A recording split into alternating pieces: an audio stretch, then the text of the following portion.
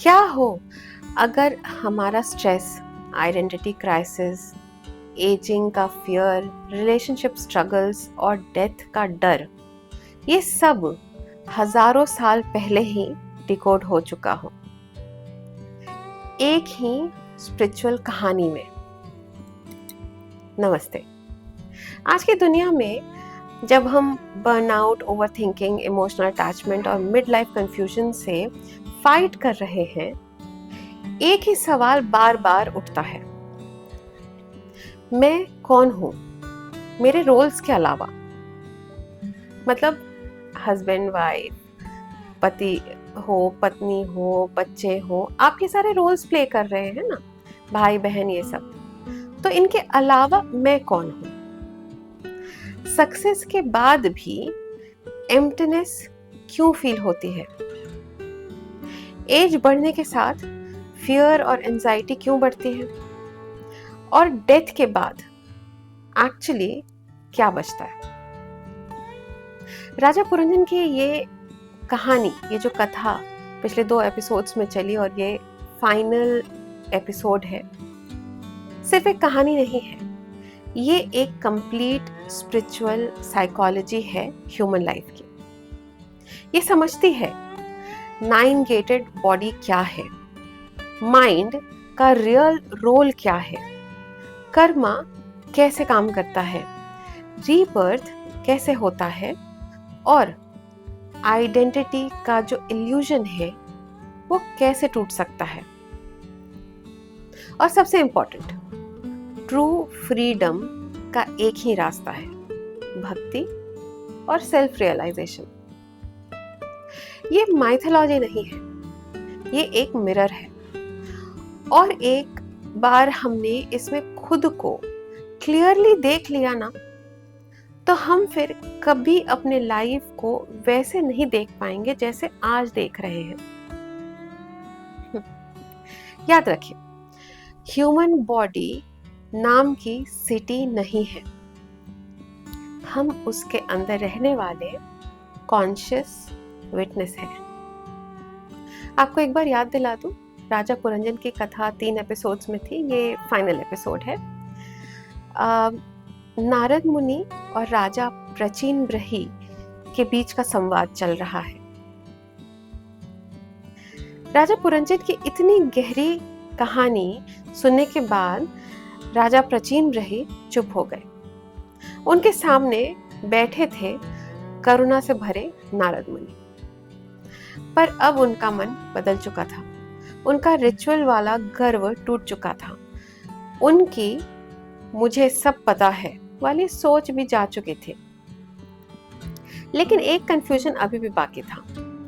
उन्होंने हाथ जोड़ के कहा, हे देवऋषि, मैं आपकी बात को पूरी तरह समझ नहीं पा रहा हूं। आपकी बातों का असली अर्थ तो सिर्फ महान आत्माएं ही समझ सकती हैं।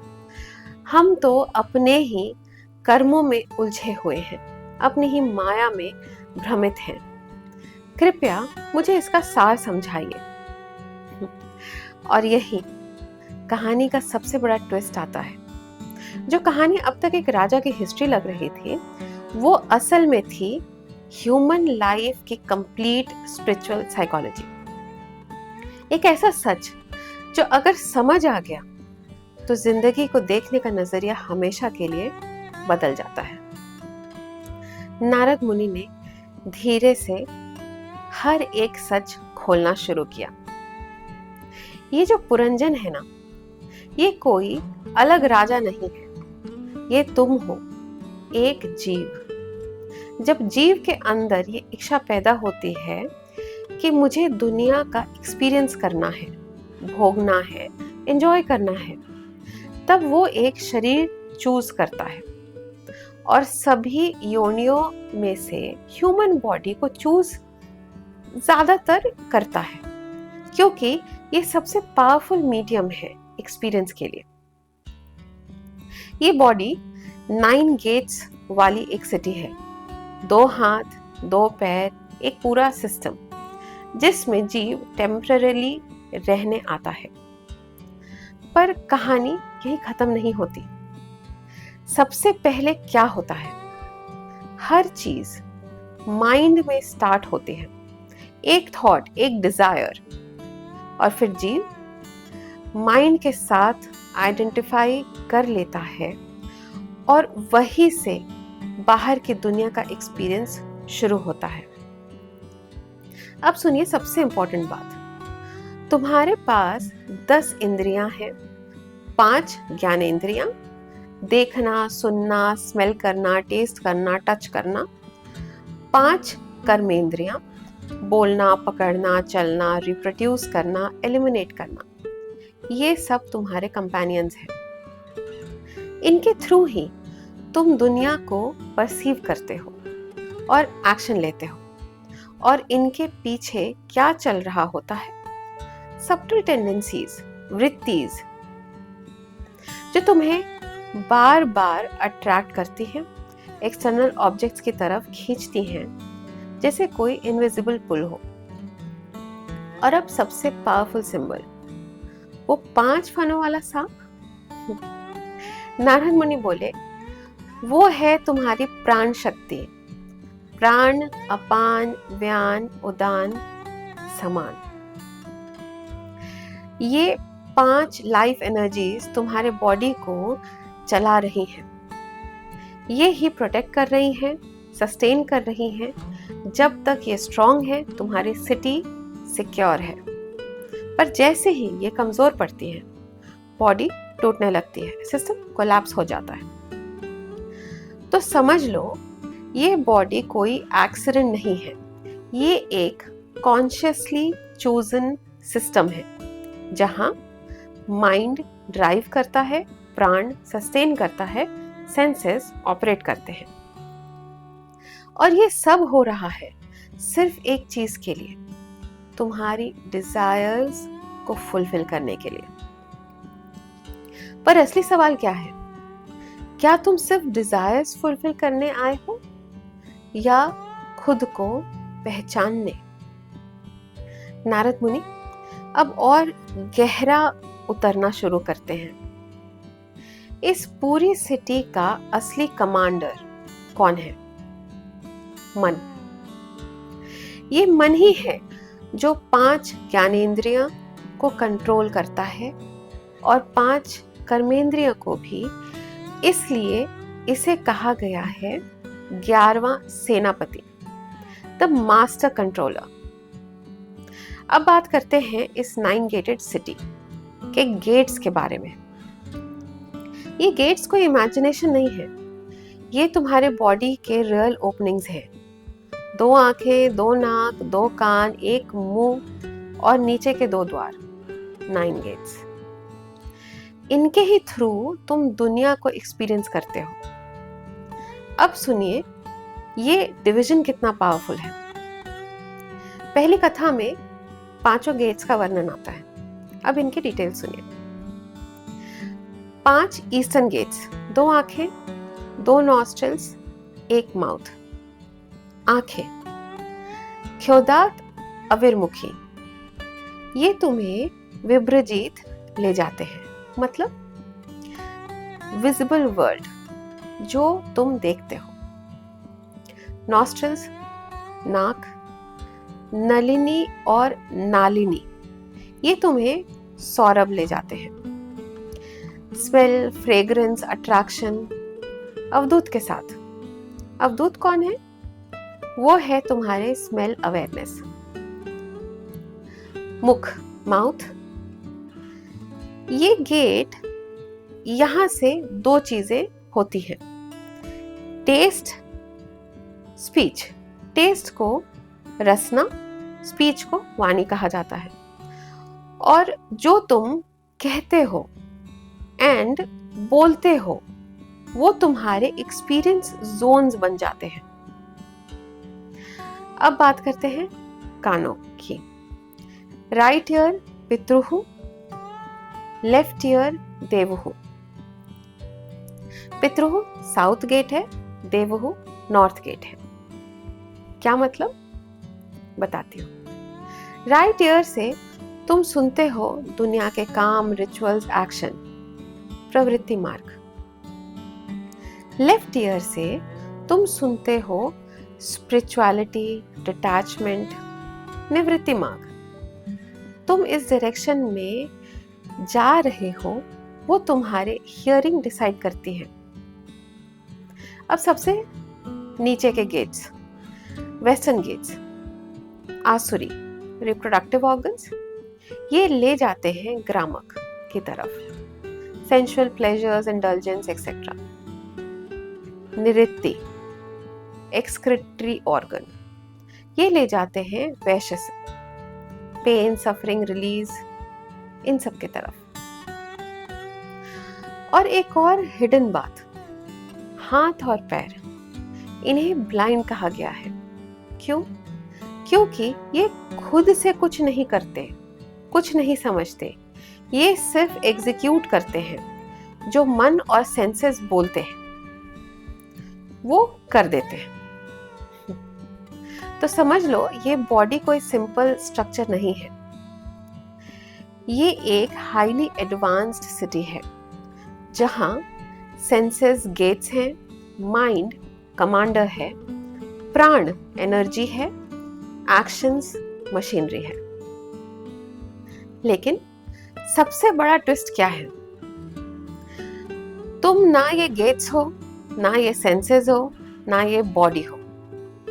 तुम हो वो कॉन्शियस विटनेस जो ये सब कुछ सिर्फ देख रहा है। और जब तुम ये भूल जाते हो, तभी कहानी शुरू होती है, पुरंजन की और हमारी भी। नारद मुनि ने अब सबसे गहरी बात समझाई। जो तुम्हारी बॉडी के अंदर रहता है, जो सब कुछ कंट्रोल करता है, वो है मन। और इसी मन को कहा गया है पुरंजनी, द क्वीन। ये मन 3 गुणों से चलता है, सत्व, क्लैरिटी और शांति, रजस, एक्टिविटी, एक्साइटमेंट, तमस, कंफ्यूजन, इनर्शिया।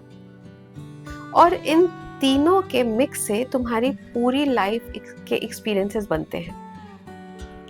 कभी तुम खुश हो, कभी रेस्टलेस हो, कभी एंशियस हो, कभी कंफ्यूज्ड हो। ये सब इस मन की वजह से। पर असली प्रॉब्लम क्या है? जीव, सोल, इस मन से अटैच हो जाता है। जैसे ही मन बदलता है, तुम समझने लगते हो मैं बदल गया। मन खुश, तुम खुश। मन डिस्टर्ब्ड, तुम डिस्टर्ब्ड। मन कंफ्यूज्ड, तुम कंफ्यूज्ड। लेकिन सच क्या है? तुम इनमें से कुछ भी नहीं हो, तुम बस विटनेस हो। अब नारद मुनि एक और पावरफुल एग्जाम्पल देते हैं। ये बॉडी एक रथ है, 5 इंद्रिय, 5 घोड़े जो तुम्हें खींच रहे हैं हर डायरेक्शन में। आंख इधर ले जा रहे हैं, कान उधर ले जा रहे हैं, टेस्ट कहीं और ले जा रहा है, और तुम बस बैठ के राइड कर रहे हो। इस रथ के 2 व्हील्स हैं, पाप और पुण्य, जो तुम्हें आगे ले जा रहे हैं कर्म के रास्ते पे। और ये जो 3 गुण हैं, सत्व, रजस, तमस, ये इस रथ के फ्लैग्स हैं जो डिसाइड करते हैं तुम किस डायरेक्शन में जा रहे हो। बुद्धि, इंटेलेक्ट क्या है? चैरिटियर। हार्ट, सीट है। और लाइफ के डुअलिटीज, सुख, दुख, लॉस, गेन, ये सब रथ को बांध के रखते हैं। और सुनो, 5 सेंस ऑब्जेक्ट्स जो तुम देखते हो, सुनते हो, छूते हो, ये सब इस रथ के वेपन्स हैं जो तुम्हें और ज्यादा बांध देते हैं। और जब तुम इन सब के पीछे भागते हो, डिजायर्स, प्लेजर्स, एक्सपीरियंसेस, तो नारद मुनि कहते हैं ये सब हंटिंग है। तुम शिकार कर नहीं रहे हो, तुम खुद शिकार बन रहे हो। तुम्हारी 11 इंद्रियां, 5 सेंसेस, 5 एक्शंस प्लस मन तुम्हारी आर्मी है। और ये आर्मी तुम्हें बाहर की तरफ भगाती रहती है विदाउट स्टॉपिंग। तो समझ लो, जो तुम लाइफ समझ रहे हो वो एक्चुअली है एक एंडलेस चेज, डिजायर्स के पीछे, आइडेंटिटी के पीछे, इल्यूजन के पीछे। जैसे रेगिस्तान में कोई प्यासा आदमी मिराज के पीछे भागता है, वैसे ही सोल भाग रहा है। पर सच क्या है? तुम न रथ हो, न घोड़े हो, न ड्राइवर हो, तुम हो वो जो चुपचाप सब देख रहा है, द साइलेंट विटनेस। और जब ये समझ आ जाता है तब असली फ्रीडम शुरू होती है। नारद मुनि अब समय का सबसे गहरा राज खोलते हैं। जो तुम टाइम फील करते हो ना, वो सिर्फ घड़ी की टिक टिक नहीं है, वो है चंद्रवेग, एक गंधर्व राजा जो रिप्रेजेंट करता है पूरा साल, ईयर। और उसके अंडर कौन है? 360 गंधर्व मतलब दिन, 360 गंधर्वी मतलब रात, day after day, night after night. ये सब मिलकर तुम्हारी लाइफ को धीरे धीरे लूट रहे हैं। सबसे डरावनी बात क्या है? कोई आवाज नहीं, कोई वार्निंग नहीं, कोई अटैक दिखता ही नहीं है। फिर भी हर दिन हर रात तुम्हारी लाइफ थोड़ी कम हो रही है। टाइम तलवार लेके नहीं आता, वो चुपचाप तुम्हारी सांसों को कम करते रहता है। और फिर आती है जरा, ओल्ड एज, काल की बेटी, जिसे कोई नहीं चाहता, जिसे कोई एक्सेप्ट नहीं करना चाहता, पर एक दिन वो सबके पास आती ही है और फिर उसे एक्सेप्ट ही करना पड़ता है, चॉइस नहीं है। फिर एंट्री होती है यवनराज, फियर और डेथ। और वो अकेला नहीं आता, उसके साथ आती है उसकी सेना, आधी और व्याधि। आधी मेंटल पेन, व्याधि physical diseases, stress, anxiety, depression etcetera etcetera etcetera. Body pain, illness, weakness, ये सब इन्हीं का रूप है। ये सब उसके सोल्जर्स हैं जो धीरे धीरे तुम्हारे सिटी को तोड़ देते हैं। और उसका भाई प्रज्वर, fever, heat, cold, infection, burning pain, ये सब तुम्हें जलाते हैं और धीरे धीरे डेथ के करीब ले जाते हैं। तो समझ लो, टाइम सिर्फ ईयर से नहीं बढ़ता, वो बढ़ता है हर दिन, हर रात, हर डिजीज से, हर फियर से, हर वीकनेस से। और इस पूरे प्रोसेस में तुम्हारी बॉडी, तुम्हारी सिटी धीरे धीरे सरेंडर कर रही होती है, बिना आवाज के, बिना वार्निंग के। लाइफ खत्म नहीं होती, लाइफ धीरे धीरे क्षीण हो जाती है। इस तरह अविद्या यानी इग्नोरेंस के पर्दे के नीचे जीव इस ह्यूमन बॉडी में रहता है लगभग 100 साल।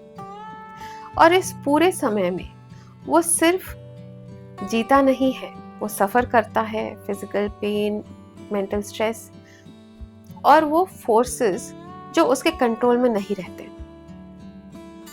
सबसे बड़ी ट्रेजेडी क्या है? आत्मा अपने असली स्वरूप में निर्गुण है, मतलब क्वालिटी से परे है, फिर भी वो खुद को जोड़ लेती है प्राण से, इंद्रियों से और इस रेस्टलेस मन से। और फिर कहने लगती है, मैं खुश हूं, मैं दुखी हूं, मैं स्ट्रांग हूं, मैं वीक हूं। जबकि सच ये है, ये सब आत्मा नहीं है, ये बस एक टेम्पररी एक्सपीरियंस है। फिर आता है ईगो, मैं और मेरा। और उसी में फंसकर इंसान छोटी छोटी चीजों में उलझ जाता है और एंडलेस एक्शंस करता रहता है। लेकिन सच, आत्मा तो सेल्फ इल्यूमिनस है, प्योर है, कभी टच नहीं होती है इन सब चीजों से। पर जब तक वो सुप्रीम को नहीं पहचानती, वो अपने अंदर के गुरु को नहीं पहचानती, तब तक वो प्रकृति के 3 गुणों के कंट्रोल में रहती है, सत्व, रजस, तमस। और फिर क्या होता है?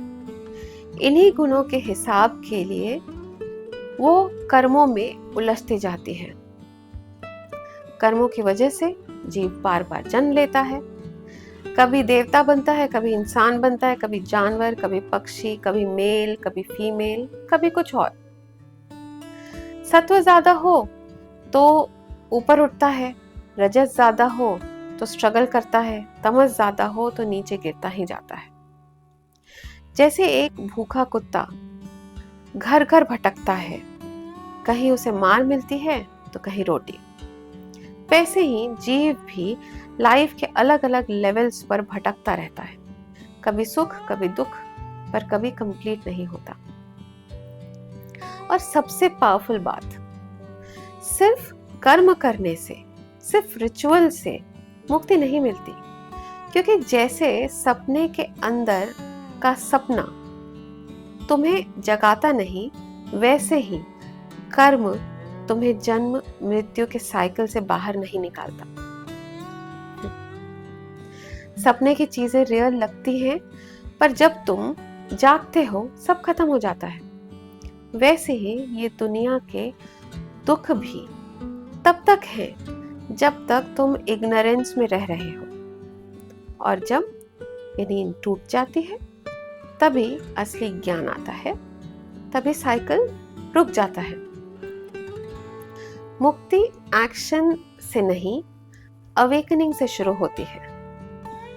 तो सवाल यही है, इतने भटकने के बाद, इतने जन्मों के बाद इस एंडलेस साइकिल का एंड कैसे होगा? सिर्फ एक रास्ता है, ज्ञान, डिवाइन नॉलेज। जन्म और मृत्यु का ये चक्र जाने कब से चल रहा है, पर ये चल क्यों रहा है? सिर्फ एक वजह से, इग्नोरेंस, अविद्या। और इसका एंड कैसे होगा? सिर्फ एक चीज से, भक्ति। वो भी कैजुअल नहीं, one pointed pure devotion Shri Hari के लिए। जब किसी का मन सच में श्री वासुदेव पर टिक जाता है, तब क्या होता है? ज्ञान अपने आप आता है, वैराग्य अपने आप आता है, फोर्स करना नहीं पड़ता, वो नेचुरली मन में जागता है। और ये भक्ति आती कैसे है? सिर्फ एक सिंपल तरीके से, सुनने से, याद करने से भगवान की लीलाओं को। जो इंसान रोज श्री हरि की कहानियां सुनता है या पढ़ता है, धीरे धीरे नहीं, बहुत तेजी से उसके अंदर रियलाइजेशन जागता है।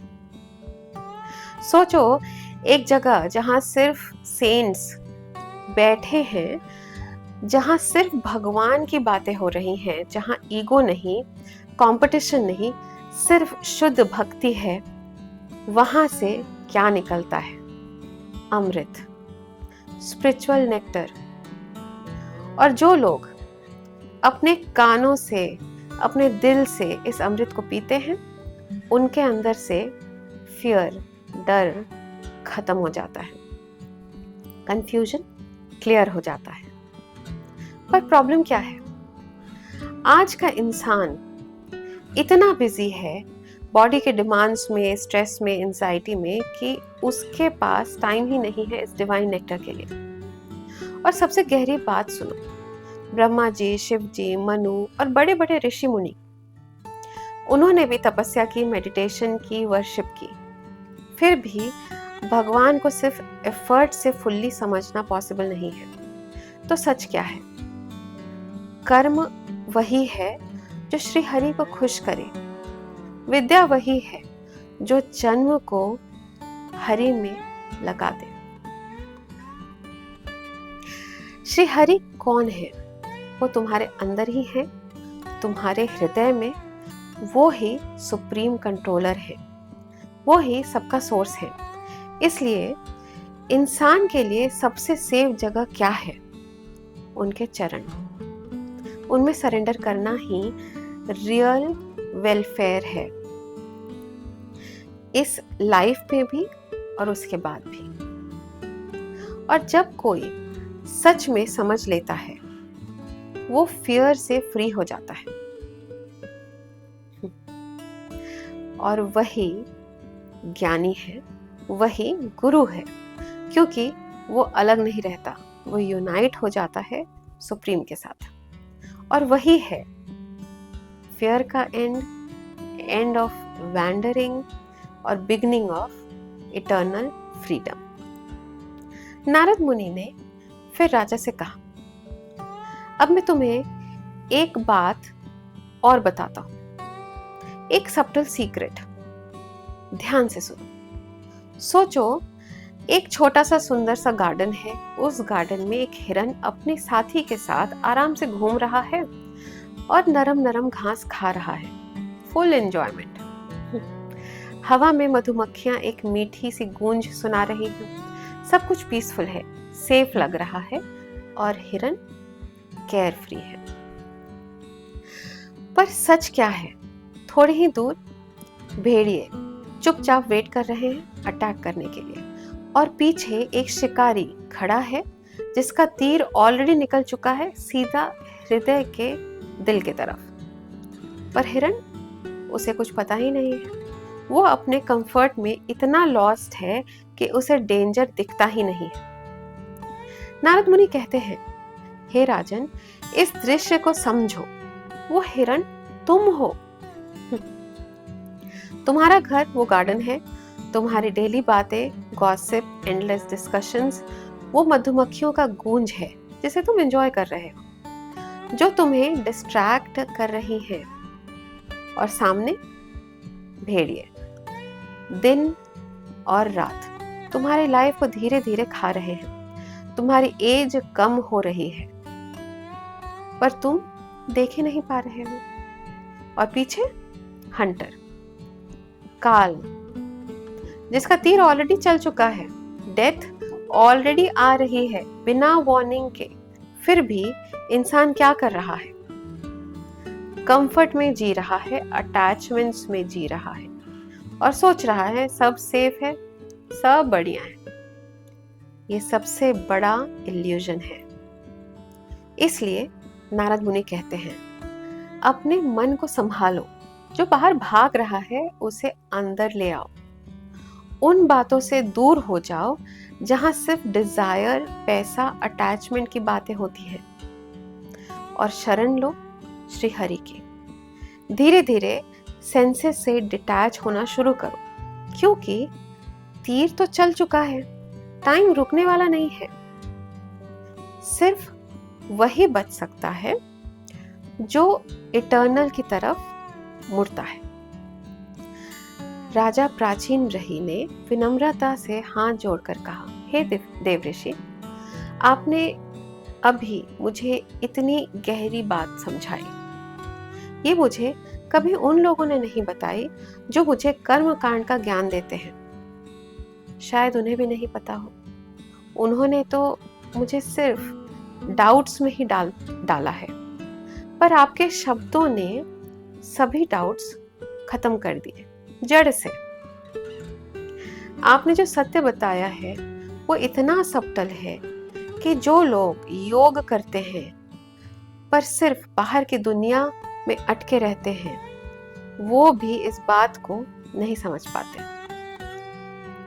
पर एक बात है जो मुझे हमेशा कंफ्यूज करती है। कहा जाता है कि जब इंसान शरीर छोड़ देता है तो अपने कर्मों का फल अगले जन्म में भी भोगता है। लेकिन कैसे? ये शरीर जिससे हम कर्म करते हैं वो डेथ के बाद खत्म हो जाता है, और कर्म भी जिसे पूरा कर लेते हैं वो तो खत्म ही हो जाता है। तो फिर जब ना शरीर बचा ना कर्म बचा, तो फिर ये कर्म बाद में वापस कैसे आते हैं? कैसे वो फिर से फल देते हैं? कौन सी शक्ति है जो इन्हें स्टोर करती है? मेरा मन ये सच जानने के लिए तत्पर है। कृपया मुझे बताएं कि शरीर को खत्म होने के बाद भी कर्म कैसे जिंदा रहता है। नारद मुनि शांत और दृढ़ स्वर में बोले, हे राजन, एक बात को बहुत ध्यान से समझो। ये जो फिजिकल बॉडी है ना, ये असली कर्ता नहीं है। ये सिर्फ एक इंस्ट्रूमेंट है जो चलती है सब्टल बॉडी के डायरेक्शन पर। तो असली जिम्मेदारी किसकी है? लिंग शरीर मतलब स्थूल शरीर की, या सब्टल यानी सूक्ष्म शरीर की? आगे बताता हूं। ये सब्टल बॉडी या सूक्ष्म शरीर क्या है? मन, डिजायर्स, संस्कार, टेंडेंसीज, ये सब मिलकर बनती है सब्टल बॉडी। जब फिजिकल बॉडी मर जाती है तब भी ये सब्टल बॉडी जिंदा रहती है, खत्म नहीं होती। ये आत्मा के साथ आगे बढ़ती है और अगले जन्म में कर्मों का फल भोगवाती है। सब कुछ कहाँ स्टोर होता है? मन में। मन ही कहता है मैं ये बॉडी हूं, ये मेरा परिवार है, ये मेरा है। और ये मन गुड और बैड एक्शंस के इंप्रेशंस को स्टोर करता है, जिसे कहते हैं संस्कार। इन्हीं संस्कारों की वजह से जीव बार बार जन्म लेता है। कभी सोचा है, कुछ लोग बिना सीखे भी टैलेंटेड होते हैं, कुछ लोग बिना वजह डर जाते हैं, कुछ लोग कुछ चीजें नेचुरली कर जाते हैं। ये सब कहां से आता है? पास्ट कर्म से। कर्मा दिखता नहीं है पर उसके इफेक्ट्स होते हैं, दिल के अंदर क्लियरली दिखते हैं। मन सिर्फ पास्ट नहीं दिखाता, फ्यूचर भी डिसाइड करता है।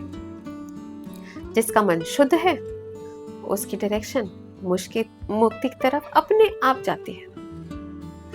सपने में तुम क्या देखते हो? पहाड़ों पर समंदर, दिन में तारे, अपना सर अलग हो जाना, इस तरह के वियर्ड चीजें। ये सब रियल नहीं है पर मन में आता है। क्यों? क्योंकि कहीं ना कहीं वो इम्प्रेशंस ऑलरेडी स्टोर्ड रहते हैं। इसी तरह हर जीव अपने साथ काउंटलेस इम्प्रेशंस लेकर चलता है। पर अब सबसे पावरफुल बात यह है, अगर यही मन भगवान में लग जाए तो क्या होता है? सब कुछ क्लियर हो जाता है, रियलिटी समझ में आ जाती है। जैसे राहु इनविजिबल होता है पर इक्लिप्स के टाइम पर मून के साथ दिखाई दे जाता है, वैसे ही सब्टल बॉडी भी डायरेक्ट नहीं दिखती पर कॉन्शियसनेस के साथ जुड़ी हुई है। जब तक ये सब्टल बॉडी एग्जिस्ट करती है तब तक मैं और मेरा का इल्यूजन खत्म नहीं होता। इवन जब इंसान बेहोश है, फीवर में है, डेथ के मोमेंट पर है, तब भी ये सब्टल बॉडी अटैचमेंट रहता ही है। ये सब्टल बॉडी ही आत्मा को एक बॉडी से दूसरे बॉडी तक ले जाती है और सुख, दुख, डर सब एक्सपीरियंस करवाती है। जैसे एक कीड़ा एक पत्ते को तब तक नहीं छोड़ता जब तक दूसरा पकड़ नहीं लेता, वैसे ही आत्मा भी एक बॉडी को तब तक नहीं छोड़ती जब तक नेक्स्ट बॉडी रेडी ना हो। इसलिए मन सेंटर्ड सब्टल बॉडी ही बर्थ और डेथ के साइकिल का मेन रीजन है। जब तक इंसान वर्ल्डली प्लेजर्स के बारे में सोचता रहेगा और उनके लिए कर्म करता रहेगा, तब तक वो बंधा रहेगा। इसलिए नारद मुनि कहते हैं, हे राजन, अगर तुम सच में फ्रीडम चाहते हो तो श्री हरि की भक्ति करो, पूरे यूनिवर्स को उनका ही रूप समझ लो, क्योंकि सब कुछ उनसे ही आया है, सब कुछ उनमें ही टिका है और सब कुछ उनमें ही लौट जाता है। और सबसे बड़ा सच, उन्हें याद रखना मुक्ति है, उन्हें भूल जाना बंधन है। नारद मुनि ने अपनी दिव्य कथा को समाप्त करते हुए कहा, राजा प्राचीन रही, मैंने तुमको आत्मा और परमात्मा का सच समझा दिया है। और जब उनकी आंखों से अज्ञान का पर्दा उठ गया, तब वो महान ऋषि जो स्वयं को उत्तम भक्त कहते हैं, वहां से विदाई लेकर सिद्ध लोक की ओर चले गए। राजा प्राचीन रही अब बदल चुके थे, उनकी सोच बदल चुकी थी, उनकी पहचान बदल चुकी थी। उन्होंने अपना राज्य अपने पुत्रों को सौंप दिया और सब कुछ छोड़कर सांसारिक जिम्मेदारियों और आसक्तियों से दूर हो गए। वो चल पड़े कपिल मुनि के आश्रम की ओर।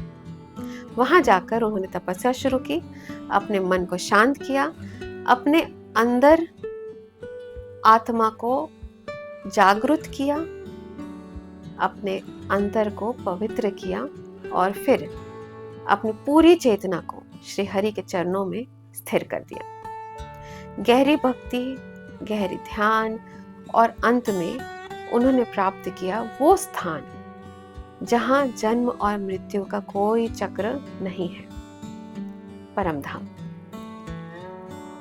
और सब सुनने के बाद विदुर जी ने बहुत विनम्रता से कहा, आपको याद दिला दूं, कथा में कथा चल रही है, इसकी वजह से ये अंश भी आता है। यहाँ नारद मुनि ने प्राचीन रही को ये सारी कथा सुनाई। ये कथा चल रही थी ऋषि मैत्रेयी और विदुर जी के संवाद में। ऋषि मैत्रेयी और विदुर जी का संवाद चल रहा है राजा परीक्षित और श्री शुकदेव जी महाराज के बीच। तो कथा में कथा चल रही है, इसलिए ये अंश आता है यहाँ पर। तो विदुर जी बहुत विनम्रता से ऋषि मैत्रेयी को कहते हैं, आपकी कृपा का कोई माप ही नहीं है। आज आपने मुझे अंधकार से निकाल दिया, उस स्थिति तक पहुंचा दिया जहां श्री हरि स्वयं विराजमान है। श्री शुकदेव जी महाराज बताते हैं, विदुर जी ने ऋषि मैत्रेयी को प्रणाम किया और फिर हस्तिनापुर लौट गए अपने परिवार से मिलने के लिए। और यहीं से ये पवित्र ज्ञान की परंपरा आगे बढ़ती है। राजा परीक्षित और श्री शुकदेव जी महाराज ने संवाद के रूप में जो आने वाली पीढ़ियों के लिए श्रीमद् भागवत का अमृत दिया है, वो अप्रतिम है। ये कहानी यही खत्म नहीं होती, ये तो बस एक जागरूकता की शुरुआत है। आज की दुनिया में body image, productivity, status, social validation, इन सब के पीछे हम इतने ऑब्सेस्ड हो गए हैं कि एक सबसे बड़ा स्ट्रगल क्वाइटली ग्रो कर रहा है, आइडेंटिटी कंफ्यूजन। इस पर हम चर्चा ही नहीं करते। हम बुढ़ापे से डरते हैं क्योंकि हमें लगता है हम ये बॉडी ही है। हम लॉस से डरते हैं क्योंकि हमें लगता है हम अपने रोल्स ही हैं। हम डेथ से डरते हैं क्योंकि हमें लगता है कि ये कहानी ही है। राजा पुरंजन की कहानी सब कुछ शिफ्ट कर देती है। बॉडी क्या है? एक सिटी। माइंड क्या है? एक मैनेजर। सेंसेस क्या है? इंस्ट्रूमेंट्स। टाइम क्या है? एक प्लंडरर जो धीरे धीरे सब ले जा रहा है। कर्म क्या है? नेक्स्ट बर्थ का आर्किटेक्ट। और हम विटनेस हैं। जब ये बात सिर्फ सुनने तक नहीं बल्कि रियलाइजेशन बन जाती है, तब एंजाइटी धीरे धीरे छूटने लगती है। कंपैरिजन्स का कोई मतलब ही नहीं रह जाता। फियर हल्का पड़ जाता है। अटैचमेंट धीरे धीरे कम हो जाता है, लाइफ प्रेशर कम लगती है, पर्पसफुल लगने लगती है। एंशिएंट विजडम एस्केप नहीं देती, वो क्लैरिटी देता है, और क्लैरिटी मॉडर्न माइंड को हील करती है। अगर आज की लाइफ हमें ओवरवेलमिंग लग रही है, अनसर्टन लग रही है, तो ये कहानी हमें याद दिलाती है हमारे अंदर कुछ है जो कभी नहीं हिलता, कभी नहीं छोड़ता, हमेशा हमारे साथ रहता है, अविज्ञात। और अब जब ये 3 एपिसोड्स की कथा अंतिम एपिसोड पर है, तो हम की लर्निंग्स और द कृष्ण मोमेंट दोनों लेंगे आज। शुरू करते हैं की लर्निंग से।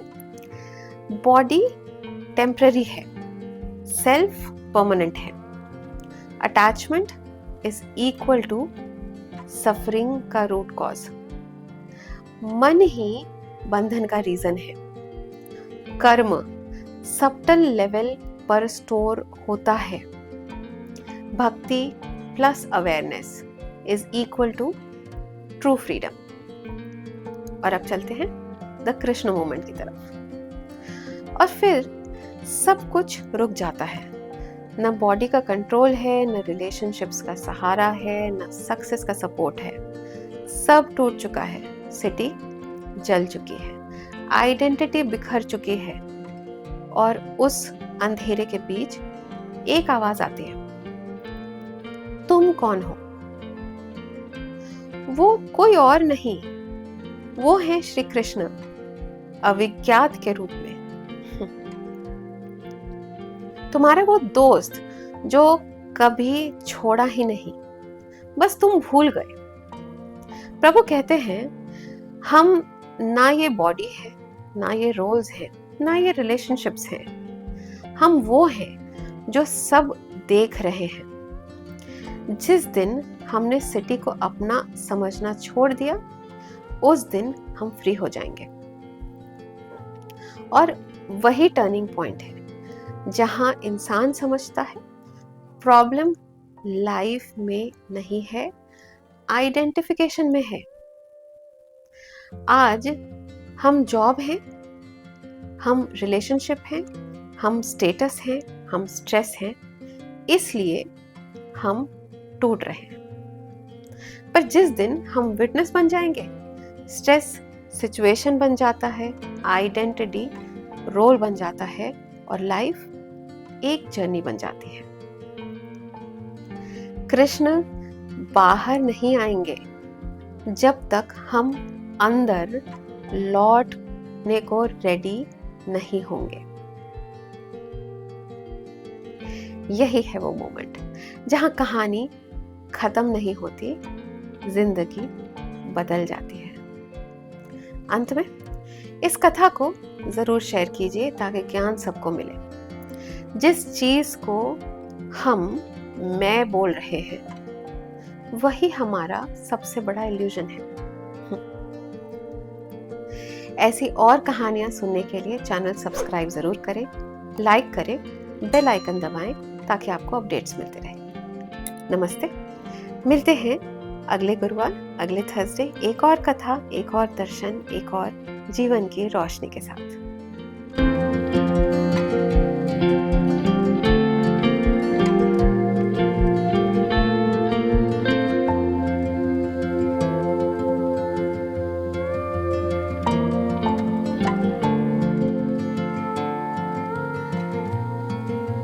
thank you